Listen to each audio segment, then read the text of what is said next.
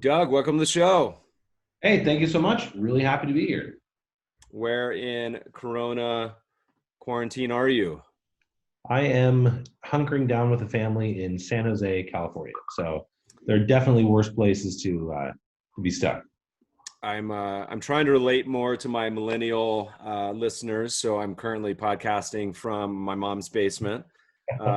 Just kidding, millennials. I know you guys all have your own room, but no, That's we Gen rode Z. we road tripped across Utah. We hit up Moab, Buckskin Gulch, which was been on my bucket list for a long time. Slot Canyon. We did Monument Valley, Moab. And even just survived a 3-day horseback trip with my 3-year-old son. So now we're in Colorado, trying to cool off a bit. But you were formerly nearby me in Los Angeles. You were a Bruin, is that right? That's right. Yeah. Class of 2005. Yeah, lived in LA for 11 years.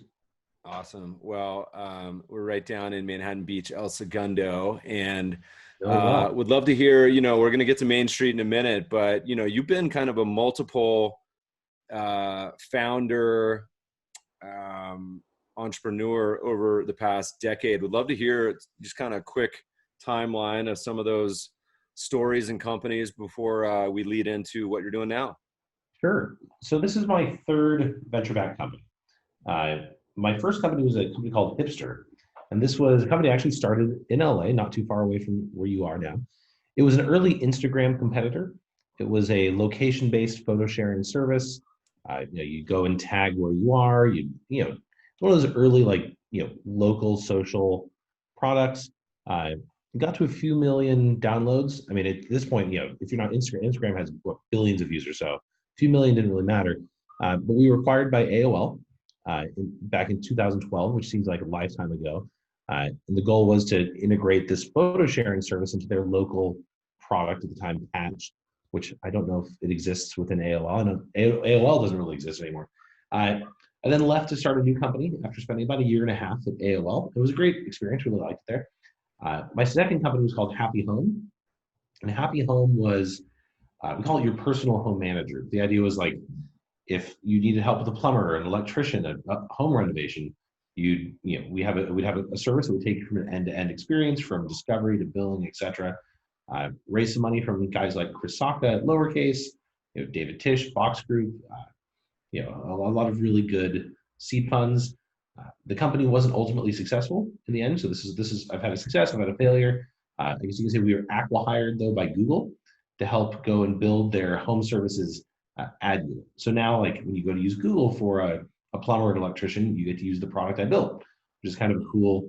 Like if you have a legacy at Google, being the plumber guy is not a bad legacy to have. So So did you stay and become a part of the Googleplex for a while? I did. I was there for 3.5 years, which was a lot longer than I actually intended to spend. I thought I'd be there for a year, head on out, build the product, and be done. But Google had some really fantastic, kind, smart people. Like it really did. Like I was always impressed with every Googler I met. Uh, and Google operated at a scale that was just staggering. It goes slow, to be clear. Like again, you have this giant, almost $1 trillion ship. They don't want to mess it up. But the depth of talent there was pretty great. Uh, after I helped build the home services ad unit product, I took on a different role. It was a chief of staff for Google's small and medium business ad unit, as well as the next billion user ad unit. And next billion users are for India, Indonesia, Latin America products there. Overall, $17 billion ad unit ad portfolio, and it was a real fantastic. It's like a master's class in small businesses, right? Understanding how do you serve 16 million small businesses, right? What are their needs? What are their concerns? What are the opportunities? And really, really glad I had that experience within Google. It's actually shaped a lot of what I've done since. Yeah, I have a funny story. Had given a talk at Google. It's got to be 5-6 years ago now. They have like an investment book club, and in the talk, because they streamed it, I guess, to the rest of the campus or remote as well. You can find it on YouTube. But I said, if you're listening or watching, I'm happy to send you a free book. It's still 6 years later. We'll get people from all over the world that'll email me and say, I'm ready to take you up on that book offer. And I'm like, there should be some sort of expiration on this. I should have said 6 months, 12 months or something, but I still honor it. But good news, most of ours are free to download now anyway. Nice. That's awesome. Yeah, it's a cool place. There's a lot of great people there. Yeah. I saw the autonomous car driving around. I remember when I went there. Great cafeteria, great spot. Okay, so what was the on-ramp for coming up with your current idea? Was it bouncing around your head while you were at Google? Did you leave Google, do a sabbatical? What was sort of the next steps? Sure. So while at Google, I met two guys that I really got along with really well. They're my two current co-founders, Dan Lindquist, who was a PM on the team, and Daniel Griffin, who was a team lead engineer. We got along really well. We barbecued a lot. We 2 years in a row, we won the Santa Cruz Boardwalk Chili Cook-Off together. We cooked 60 gallons of chili with someone on the beach. Startups can be no problem. So we knew we wanted to do something. So over about 6 months worth of free Google coffee, we had discussions about what are we interested in, what are we motivated by. And it turns out we had a shared interest in, or more like concern for, what we saw was, in our opinion, a growing inequality of opportunity and wealth and jobs that was beginning to rise between wealthy areas like San Francisco and New York, and really like the rest of the country, like suburban rural communities, this opportunities gap. So this was a personal problem for me, in my life. I grew up in a small, or relatively mid-sized city in California called Modesto, in the middle of the state. And really over the last 40 years, the economy has slowly just been chipped away in my hometown, right? To where if you're a smart kid in high school, you generally leave to get a good job. It's really hard to start a small business there. It's almost impossible to start like a technology company because the support's not there. So the three of us at Google at the time, we said we wanted to leave Google to start a company whose mission was, and actually still is our current mission, to help create jobs and opportunity for underserved communities and underrepresented individuals, right? So we knew we wanted to do that. We left in September of last year. We incorporated in October, but originally, and this is where the story takes a bit of a detour. Our product vision was very different at the time. What we wanted to do when we left Google, with this mission, we wanted to build what we were calling a network of remote work hubs, to where you had these great Google engineers who had these great Google jobs, good Google salaries, but they had to live and work in Mountain View. And no one wants to live and work in Mountain View if you can avoid it, right?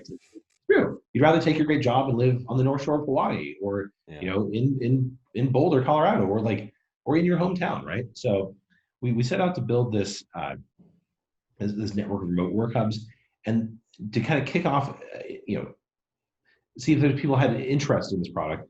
We launched in November what was a kind of incentive, kind of tongue-in-cheek promotional campaign. It was a "We'll pay you $10,000 to leave the Bay Area" campaign, and this went crazy viral. Thousands and thousands of applicants, international news media attention. But what was interesting is the minute we launched this $10,000 incentive plan, right? Literally dozens of cities and states and counties all around the country reached out to us and let us know that they already had an incentive plan and wanted to know if we could share it with the growing community that was interested in ours. And, for example, the state of Arizona reached out and let us know they had a $9,000 per new job hiring incentive bonus. The city of Tulsa, Oklahoma, who has this great program called the Tulsa Remote Program, this is $10,000 for moving your remote job to Tulsa. And so I was kind of stunned. As I mentioned earlier, this was my third company, and it was the first I'd ever heard of this world of government tax credits and job creation incentives. So we decided to dig deeper and learn more about this. And it turns out that this is an enormous market. Like $300 billion are spent worldwide each year, or allocated for basically hiring credits and tax credits based on trying to promote the hiring of certain people, the certain type of economic activity. It's $150 billion a year alone in the United States.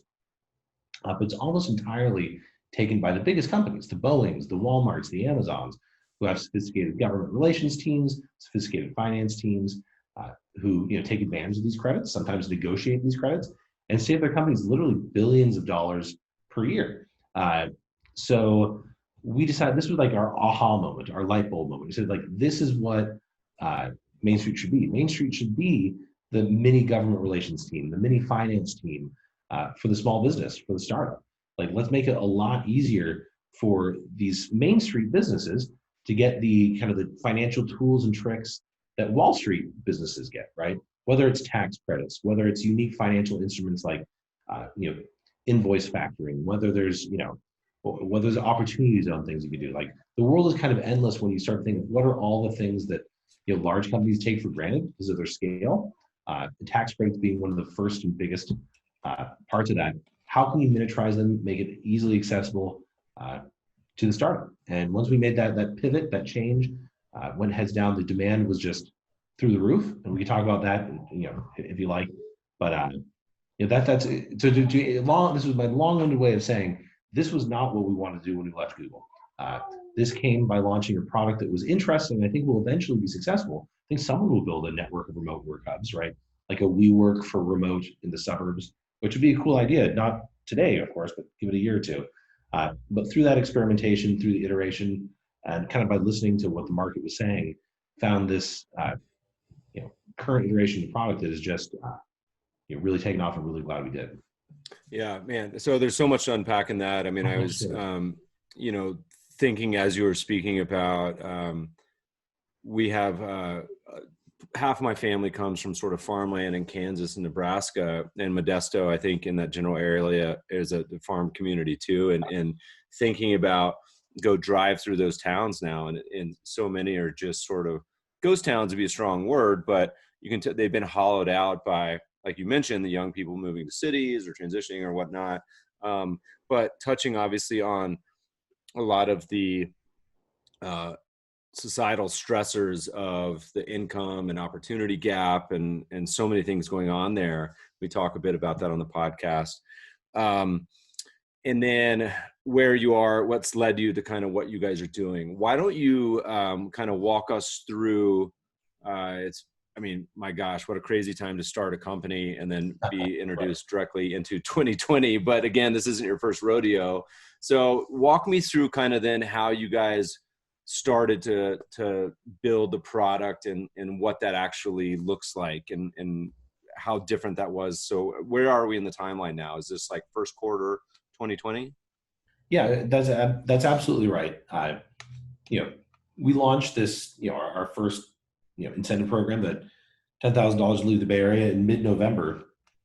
It was already clear to us by beginning of January that, not only was the idea of these incentives and credits potentially a much bigger, more scalable market, we were also actually very concerned about what we started to see, and this is true in China with COVID, right? Recognizing that, like, if this happens here, if things get shut down, there's no world in which people are gonna be moving right now. Like, remote work would be big, but so we recognize we need to make this change, and we need to do it fast. So in February, we started to build this product. We started to build, and the way the product works today, a good analogy to use is Honey for business. And I don't know if you know Honey, the app sits in your Chrome browser and it helps you save money every time you shop.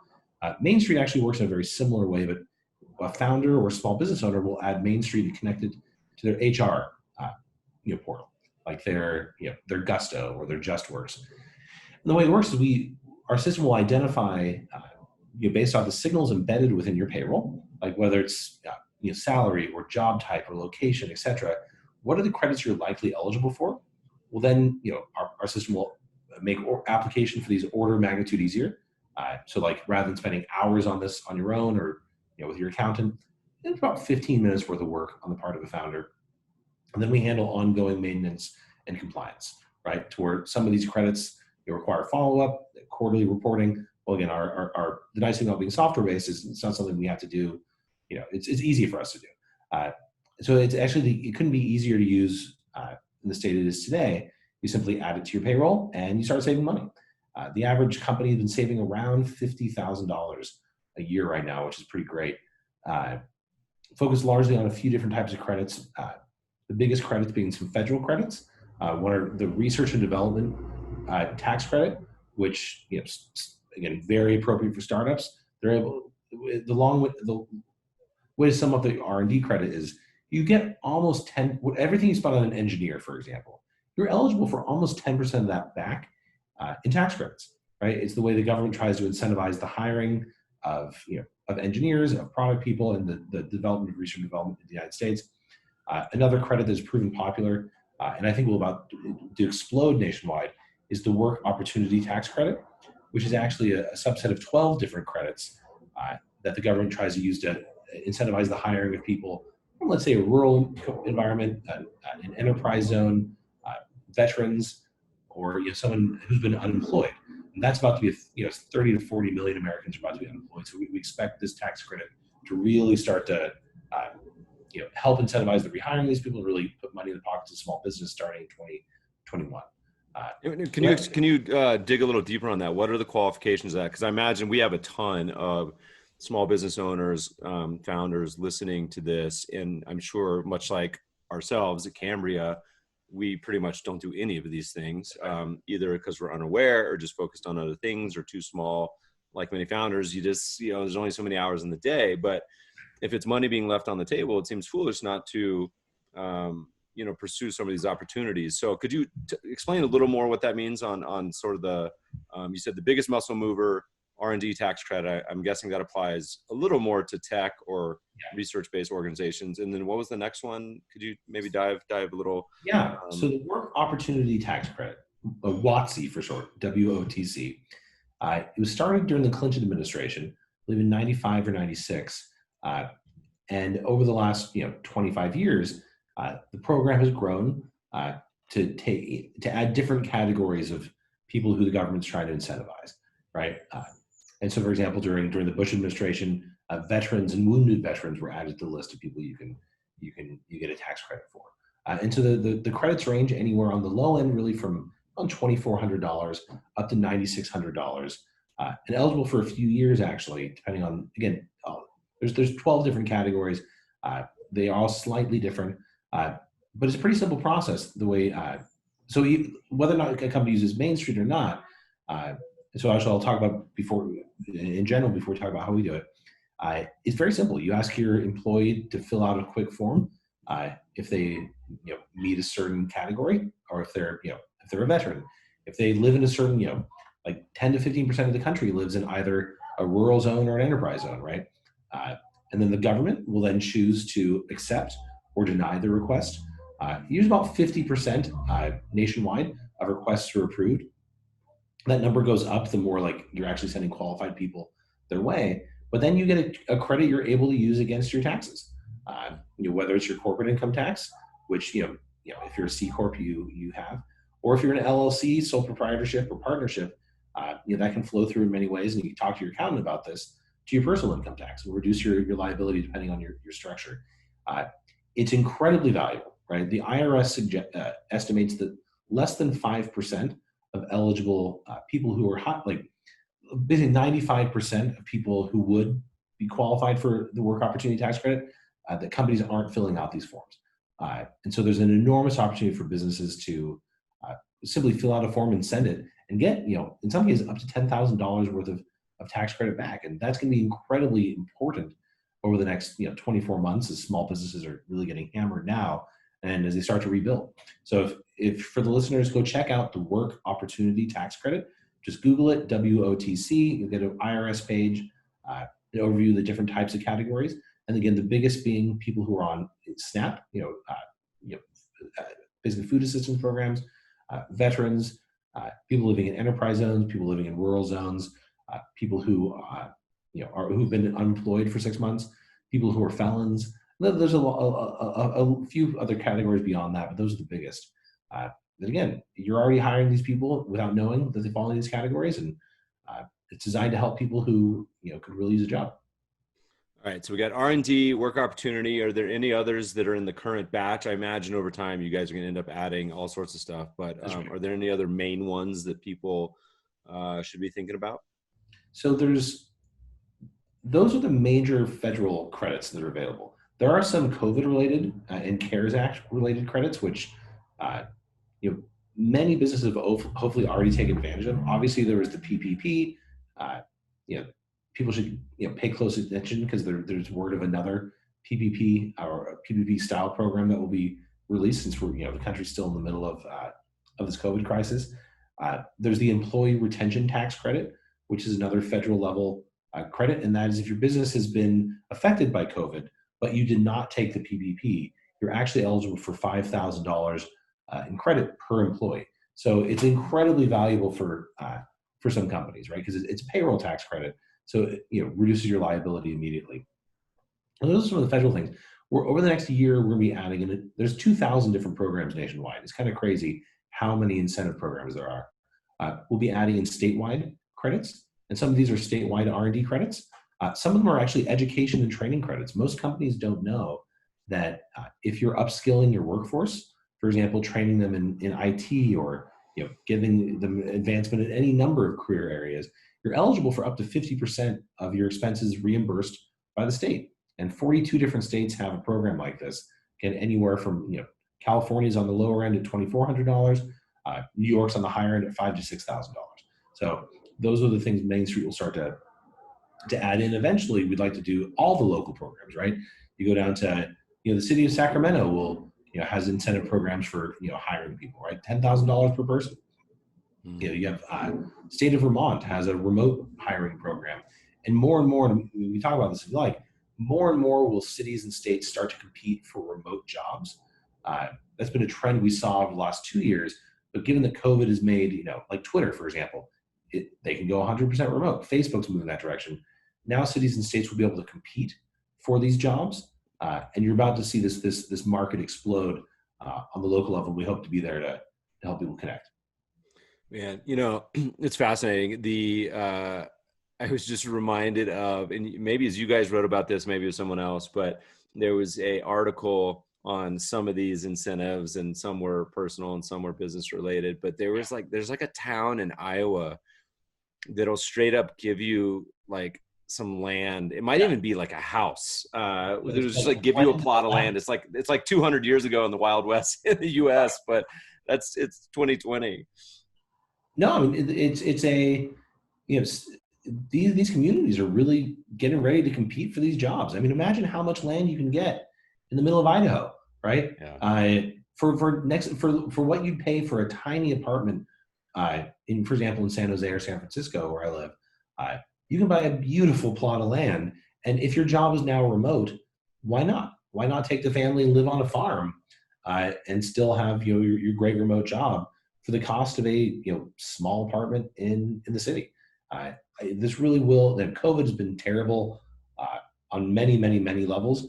What I hope this brings, though, in the long term, is kind of that vision that we started the company on, like spreading out opportunity across the country, right? If you can fill in, if you can take your great job and work somewhere else, why wouldn't you? And cities and states will start to compete to get you to do that. Yeah. There's so many of these things. And what, I think we used many years ago, being a investment and finance guy, we used to look into the U.S. Virgin Islands incentives, which got a little more challenging over the years, but then Puerto Rico has a ton of incentives as well. Walk me through practically how this works. So let's say I'm a company, I got 10 employees. We don't do any of this stuff. We just focus on our blocking and tackling. I go to your website. What's next? How does this process work? So it's pretty easy. You go to the, you'll set up today. I'll tell you how the product works today, and then we talk about where it's going. You'll set up a quick appointment with an onboarding specialist who will talk you through, what to expect. Because again, tax credits and incentives are new to people, so having a little bit of expertise helps. You'll then receive instructions. How do you add MainStreet connected to your HR platform, right? If you use Gusto, if you use QuickBooks Payroll, if you use TriNet, right? Each of these programs are slightly different. And once you connect, then you just sit back and you wait. And if you're a technology company, within a few days, you'll get back a notice saying, hey, here's instructions for, here's how much we think you're going to save for the research and development payroll tax credit. Take a look at this, sign here, and be done, it's very, very easy. If it's a hiring credit, like one of the work opportunity tax credits, when we notice, again, when you add someone to your payroll, our system's connected and we notice, and if we think that person's eligible, we'll shoot off an application for you. And again, all you have to sit back and see, you'll be asked, do you want to take advantage of this? You press yes and you're done. So it's very, very easy. It's designed to be as hands-free as possible, right? And so is the company actually making the applications? Do you guys do it? Is it sort of you just kind of hold their hands through it or what? So it depends on what type of credit, right? Because in the case of and let's say the research and development credit, that's actually something that gets filed with, there is no application. It's actually like a form you file with your taxes. So we're connected to your accountant. We finish it's the form 6765, if anyone cares about the specifics. And we give those to your accountant and they file alongside your taxes. And then you're able to start taking credit every time you run payroll, right? So we'll help you with that. For the WOTC application, that is something we are able to send out on your behalf. Again, it's not MainStreet making the application. You are just pressing go and we send it for you. Think about like how TurboTax works with Intuit, right? It's not Intuit filing your taxes for you. It's them assisting you to do so. And then if you get if you get approved, then again, the approved form will send along to your accountant, and when you file your taxes, you get the credit against your taxes. And again, we designed, to your point about founders and small business owners, we're all really busy, right? The last thing in the world we want to do is think about, for example, when someone's starting a restaurant, they're thinking about their recipes and they're how do you hire enough staff? The last thing they're thinking about is government incentives, even if it could net them tens of thousands of dollars. We want to take as much of that headache off as possible. And I think that's the perfect description is headache, because if anyone's been to the DMV or dealt with the government in any capacity, it can be mind-numbingly painful. So what's the business model? Do you guys charge a monthly fee? Is it something where it's success-based? How does it kind of flow through to you guys? So it is a success-based model. So for example, if we identify a credit for you and then you're actually able to take advantage of that credit, then we charge a fee. And the fee is generally 15 to 20%. And we only get paid when you get paid. So, it's one thing to identify that, hey, you're eligible for this, but we won't charge you until you're actually receiving benefit. One of the things we're evolving with our business model and actually launching this week, so by the time people hear this, it'll have been out for a few weeks, a program to where you can actually receive it. We will advance you the money for credit you'll receive down the line, right? So if, in July, I hire someone, I might not be able to take that credit till next April after I file my taxes. Or if I'm paying an engineer, researching something, I'm generating R&D credit now, but I won't be able to receive that for 9 months. We're able to actually give you the credit now in a form of an advance that we get repaid when the government writes you that check back. So it's again, it's the same model. We get paid when you get paid, but this way you'll basically get paid instantly, which is kind of cool. Yeah, it's such an obvious business model. It's one that is so obvious that it's odd that no one has kind of done this exact approach. But like you mentioned, because of all the guts and challenges of connections, it's not a trivial project that I imagine is going to be a continual effort to add all these programs in the future and optimize them. So you mentioned kind of how it works now and maybe how it'll work 6 months or a year from now. What does sort of the future product roadmap look like? Are there, because I imagine once you have dozens and then hundreds and then thousands of these companies plugging in, you start to have some opportunities and ideas that maybe able to capitalize on that you don't have maybe today. Any general comments, thoughts? Oh yeah, absolutely. So if you think about a small business, right, and how a business is valued and how the business is financed, it's actually very difficult for a traditional bank or a lender or a credit card company to actually understand how's this company doing. Because if you look at a balance sheet of even a very successful retail store or restaurant, they generally have very little cash on hand, even if it's a very successful restaurant or very successful retail store. What we'd like to be able to do with MainStreet is utilize some of the insights we have into this business. So for example, if a restaurant has hired 20 people in a year, and that's a pretty standard restaurant size for some restaurant, and it turns out that half of them are eligible for a $5,000 tax credit, well, gosh, we know that this restaurant is going to be receiving $50,000 worth of credit next year. Uh, we can extend all sorts of financial assistance to that business, whether it's in the form of loans, whether it's form of like just approving for credit cards or et cetera.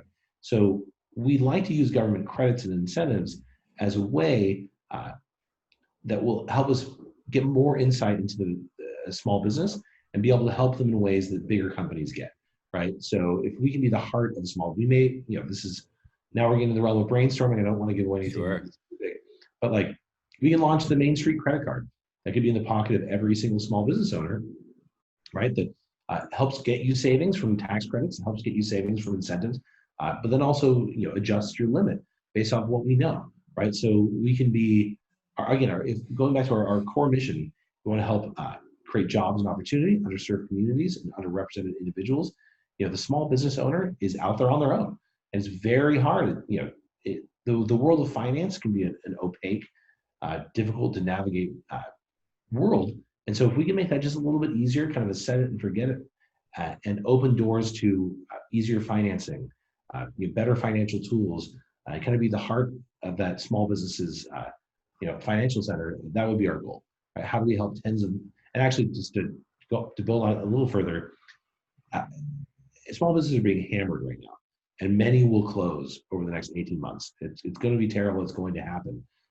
We like to be there as America and the world starts to rebuild and give tools for these companies, millions of companies that are starting to have access to capital and financing the way they wouldn't have had before, and really be there to help usher in the next wave of small business for the next decade.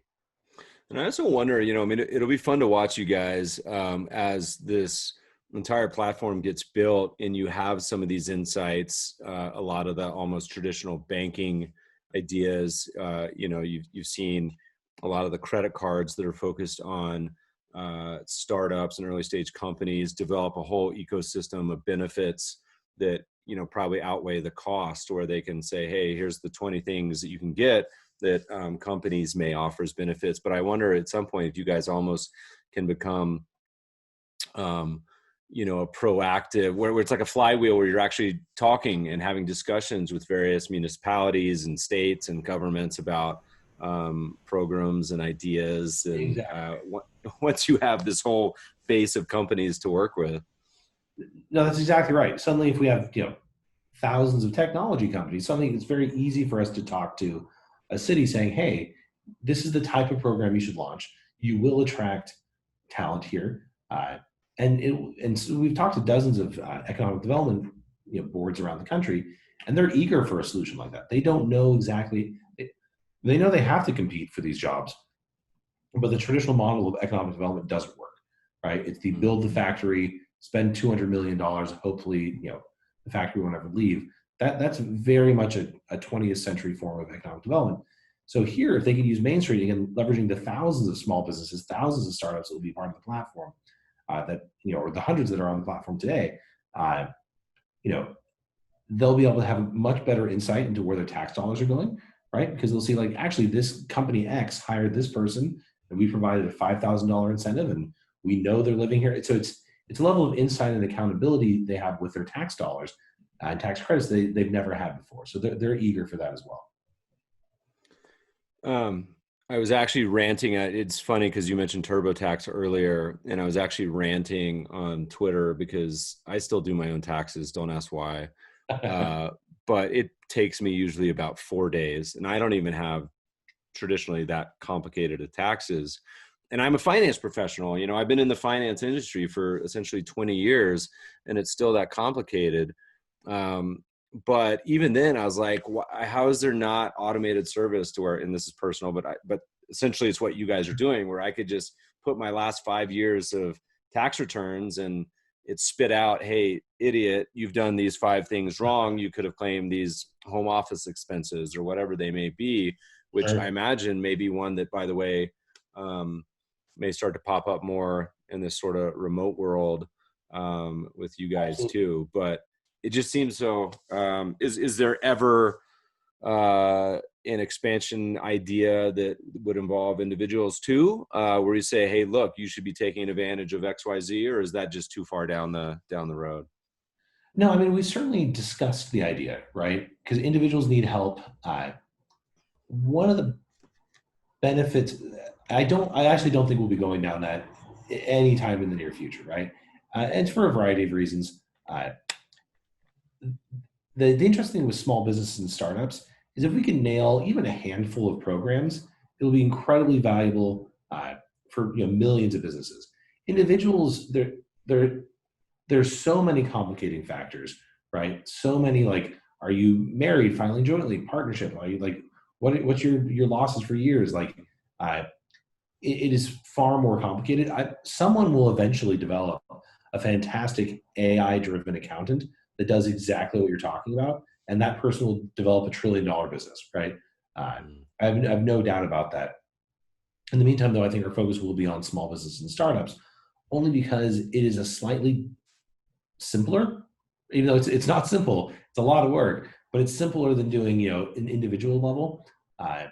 And from a business perspective, when we're talking about helping small business with tens, if not hundreds of thousands of dollars, we can invest the resources because we know we'll get a return helping these guys that may not be there for that for the individual. It's a great idea. Someone will do it. It's probably not going to be us.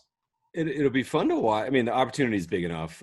Is kind of focusing on the business side, but you guys have only been at this for a few months, on this specific iteration, and you mentioned already the average savings is like 50 grand. Have you had any companies that have gotten into six figures, saved over 100 grand yet? We've had companies save 250,000. Wow, So that's awesome. I wonder though, like I wonder how, even at the bigger companies, I wonder where, you start to hit your head on the ceiling of they have someone doing this in-house. Is it like 50, 100, 500 employees? Is it totally dependent just on kind of their time in business? Like what do you think is kind of the upper reaches on where this might already be being captured in-house? Well, for the product as it stands today, our target market is generally a startup from a pre-seed level to Series B or Series C, right? And that's generally if you have a CFO, that CFO is probably your college roommate, right? They're not a professional CFO. You have not yet really invested to start to digging into every little details about your finances. Your focus is actually on building the business. As a company grows and matures, that does start to change. So we think that our product today, our product today is useless for Google, right? Or useless to Amazon. What we think will be interesting, though, is we develop this network of incentive programs around the country, around the world. We're talking thousands of different programs across hundreds, if not thousands, of different locations. That's actually a network that Google would actually benefit from, right? And we can actually, Google's not going to maintain active, 2,000 different programs. They'll utilize us. Twitter will utilize us. And so we hope to, if we can manage to do that, we'll have created this, giant network that's very difficult to disrupt, provides a lot of help, and provides value to everyone from that entrepreneur just starting on day one, all the way to some of these trillion-dollar companies. That would be a really valuable end goal. That then we become, at that part, kind of a vital part of the world's economic development landscape, which is not a bad way to spend your time. I mean, and even if you are a company, and I'm smiling at this, that's doing 10 or 100 million in revenue, what's the downside? It's like you're getting a free audit, it's like, hey, sure, I'll plug in if you can find us some savings that, Joe Smith, the accountant, has not found in-house. Why would you not do it? It would be such a fun case study. Just be like, we plugged into, whomever it is, that's some massive company and still found all these opportunities. That's a fun idea. So listeners, email in and let me know how this all works out. Let me know how much you saved. You owe me a beer if you save anything. You hinted briefly at actually global. Is that something you guys look at beyond our shores? I remember some countries like Chile used to have a big incentive program. Is that something you guys look at too? Yeah, we've absolutely talked about that. Again, just when we talk about business focus, we are only, we're less than a year old. The product's only been in the market for 4 months. So it's not something we could do today. But if you look at the economic development landscape and the credit world, about half of it is centered in the United States. The other half is found in the EU and Canada. India actually has a pretty robust incentives program. We will eventually get there. Again, this is a enormous market, and it will actually only continue to grow as the same competitive forces that are going to drive American cities to compete against each other for jobs.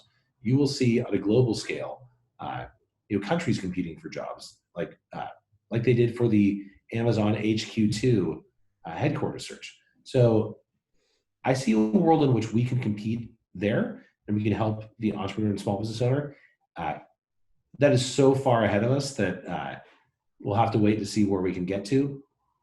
But either we'll be the company that does it, or there'll be another company who does it. Maybe it's actually a company that is focused specifically on the Canadian market, someone who's specifically focused on the EU market. They are different enough programs to where, and there's different enough payroll platforms that you might have localized versions that we either partner with or eventually acquire. But we'll get to that. We'll get to the global bridge when we have a little more of a presence in the United States. So it's too early for a beer, so we'll say coffee brainstorm here. But let's say you get to put on your government policy hat and you're a state governor or a local mayor, what have you, senator. Are there any policy ideas that you think are particularly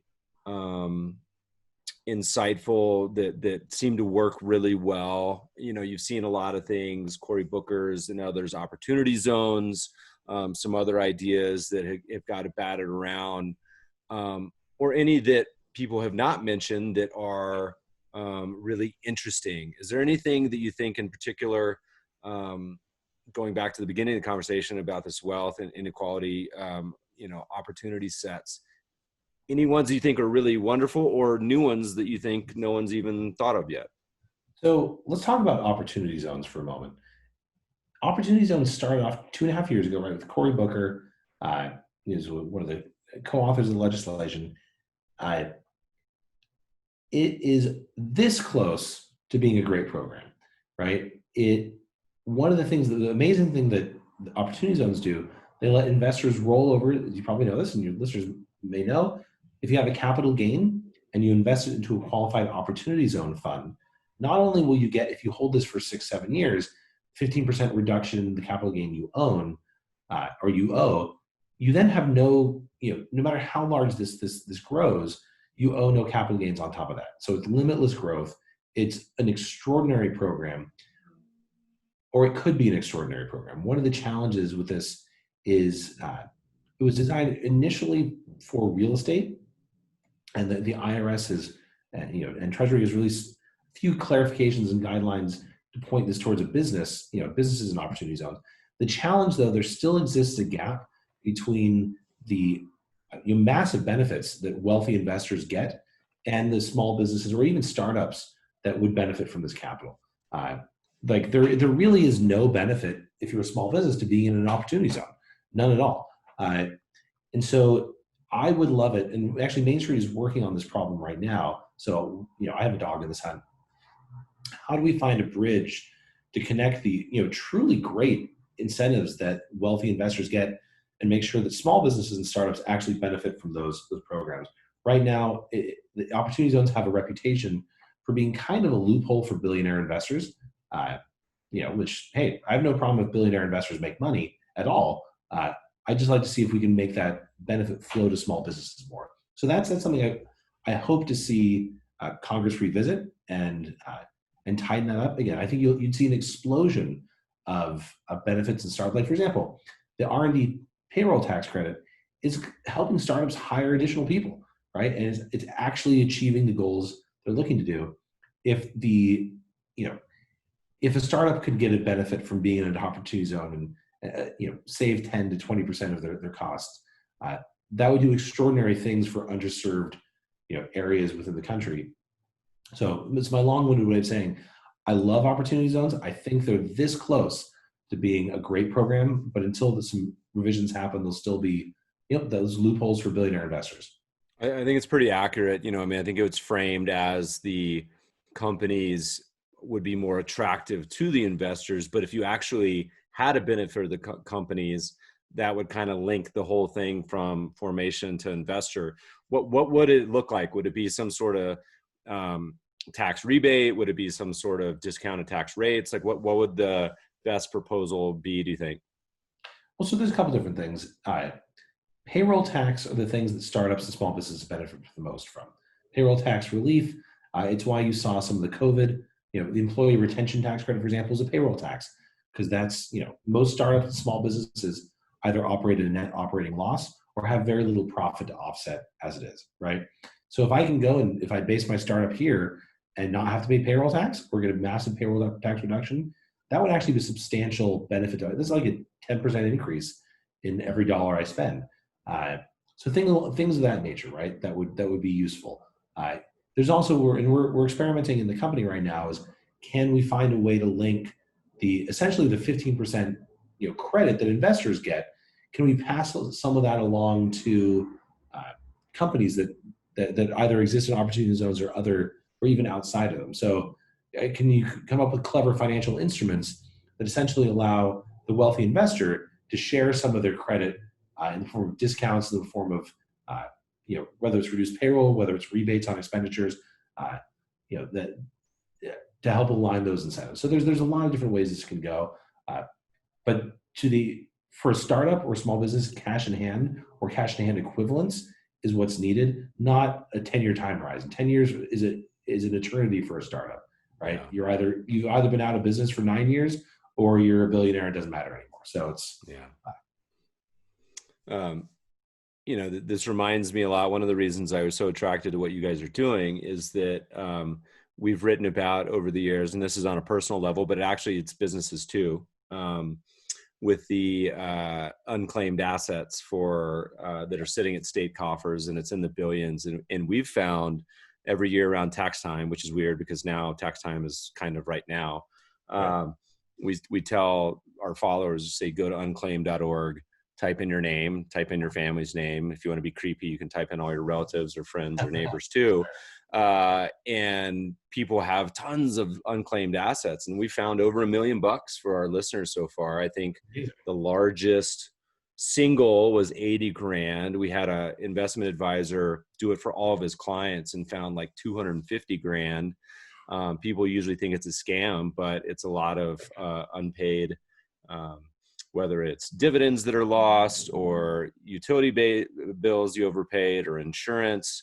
Some of the states liquidate it, some of them let it compound, some even let you download some of that. And so that's been an annual thing we've done for probably a decade. So listeners, if you find anything, shoot me an email. Let me know what you find, particularly if it's over $10. But anyway, that you're doing a much more professional version of that.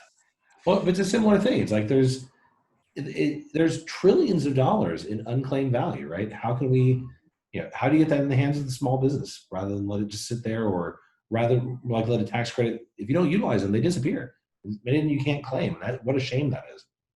Yeah.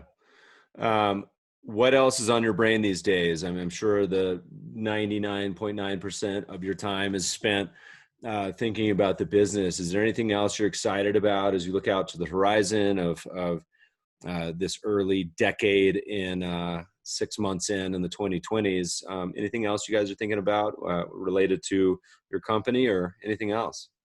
Yeah, I think there's the last 6 months, and you and anyone listening knows just how insane the last 6 months have been, right?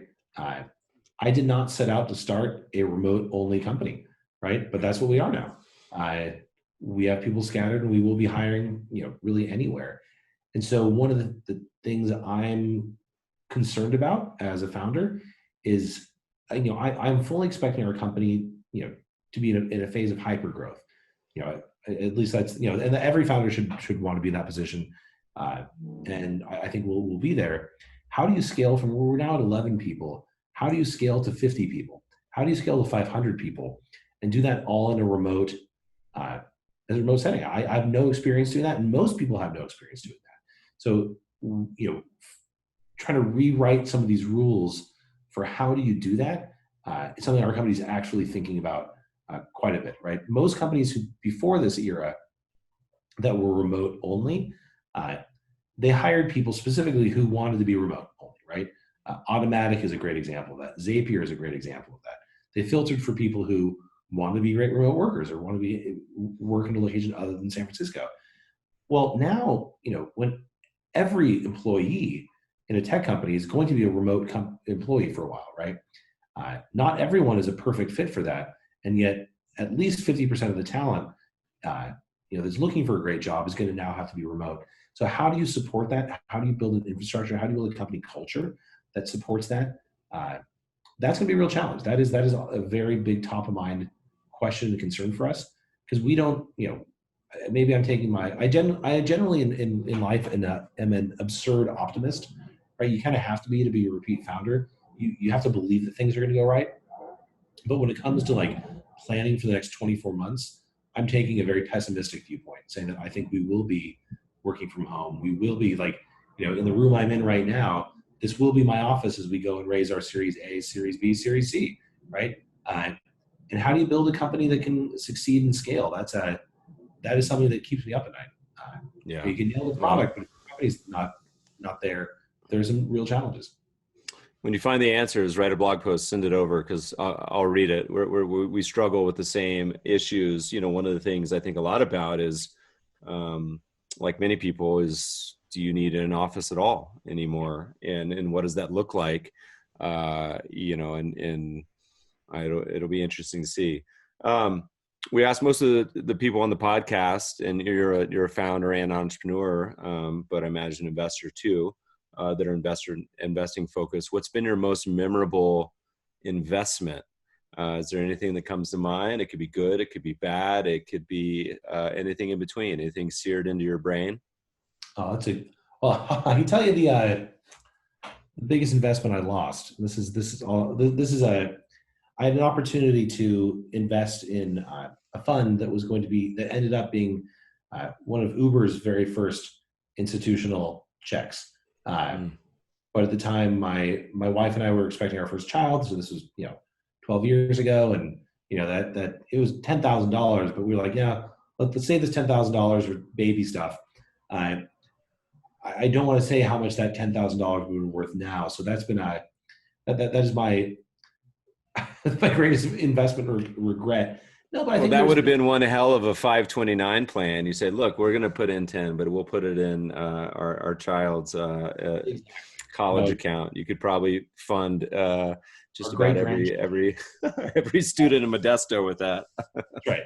No, I mean, there's been a few, as a repeat entrepreneur, I have a lot of friends who, run small, early stage companies, and there's a wide variety of them. Like I'm a big fan of supporting my friends. I'm a big fan of, I'm fortunate enough to be friends with a lot of very creative entrepreneurs. And so getting into an insight into their world and the opportunities they've seen. I tend to avoid, I don't write checks to institutions. Like I will write checks to friends. And you have to do that fully expecting that money all goes away. But so far, my friends are fighting the good fight. And, and if anything, it's been an interesting opportunity for me to improve my skills as a founder, because I've been able to help them with, their problems from the inside. So I'll be able to see some problems before they arise. It's made me better. So it's, even if every dollar I've angel invested disappears and doesn't return, the education it's given me, not just from an investment perspective. I don't ever expect to make money investing. I expect to make my money doing what I'm doing now, right? It's made me a better manager. It's made me a better founder. Speaking of friends and writing checks where all the money goes away, living in Los Angeles is probably one of the most well-developed and understood tax credit industries, being the film industry. If any industry has figured it out, certainly all of our producer buddies that go film in New Zealand or Kentucky or whatever, North Carolina, I don't know where all the incentives are. They seem to have that dialed in. That's been one industry that's been a pretty good constructor of that concept. Oh, absolutely. They invented something called a transferable tax. right? To where when Paramount goes films in Georgia, they'll never pay Georgia state taxes, not where they're based. But most filming credits you can actually sell to someone else. So Paramount, when they film in Georgia, can sell their state taxes to Home Depot that is based in Georgia, right? I hope that that's the way. We asked what you asked earlier question, what are trends we hope to see happen? What are great ideas? I think all research and development credits should be transferable, right? To where if I employ someone in Wyoming, if I employ someone in Rhode Island, California, those state level taxes, I should be able to sell as an investor or as a founder, get cash now.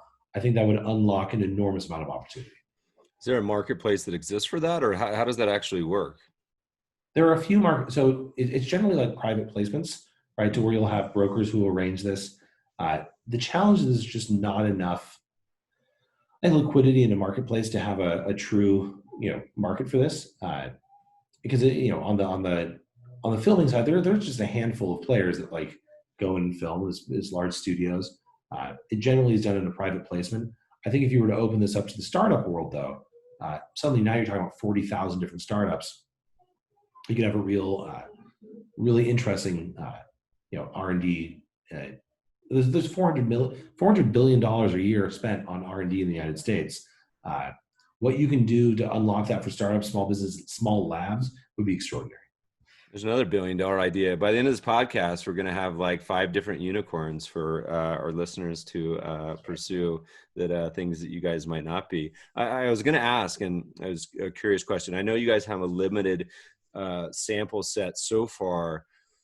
Out of all the inbounds you guys get, what broad percentage of companies do you think end up having a pursuable amount that's worthwhile? And worthwhile to everyone means something different, but maybe more than say $5,000. Is it a majority, a minority? Don't know yet. So I can actually give you real numbers. By the time people are hearing this, these numbers will be slightly out of date. But we've had 420 people sign up to the platform so far. And of that, 70% have been revenue generating for us, which means we've been able to identify and claim a credit for them, right? Wow. So that's astonishing. That's been great. The other 30% we haven't been able to get anything for, we think we will as they start to rehire. One of the strange times about when we launched is everyone needs money, but no one is hiring, or very few people are hiring. And that's where the majority of credits and incentives come in, right? Work opportunity tax credit, local state credits. That's why we think we want to build the infrastructure for this right now. And again, a year and a half, when everyone starts rehiring like crazy, that's when we expect the hiring credits to be, shoot to the top of what generates revenue for us and what creates value for our companies.